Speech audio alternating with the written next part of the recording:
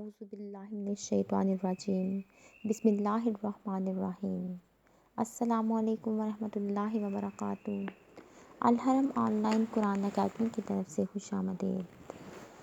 آج میں آپ کو ایک بہت ہی پیاری حدیث مبارکہ پڑھ کر سناؤں گی، لیکن اس سے پہلے میں آپ لوگوں سے گزارش کروں گی کہ آپ نے اس پر عمل کرنے کی کوشش کرنی ہے اور اپنے دوستوں میں اسے ضرور شیئر کرنا ہے، کیونکہ اچھی بات کو شیئر کرنا بھی صدقہ جاریہ ہے۔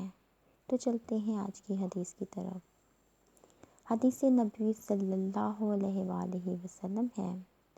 حضرت ابو ہریرہ رضی اللہ تعالیٰ عنہ نبی اکرم صلی اللہ علیہ وآلہ وسلم کا فرمان نقل کرتے ہیں: اس شخص کی ناک خاک آلود ہو، مزید خاک آلود ہو، مزید خاک آلود ہو،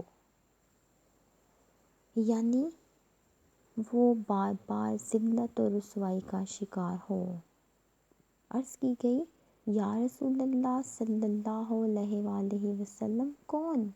آپ صلی اللہ علیہ وآلہ وسلم نے فرمایا: جو شخص اپنے والدین کو بڑھاپے کے عالم میں پائے اور ان میں سے کسی ایک کو یا دونوں کو، اور پھر ان کی خدمت کی بدولت جنت میں داخل نہ ہو۔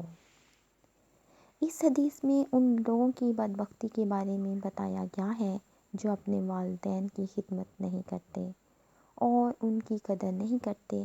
اس حدیث سے پتہ چلتا ہے کہ ہمارے والدین ہمارے لیے جنت ہیں۔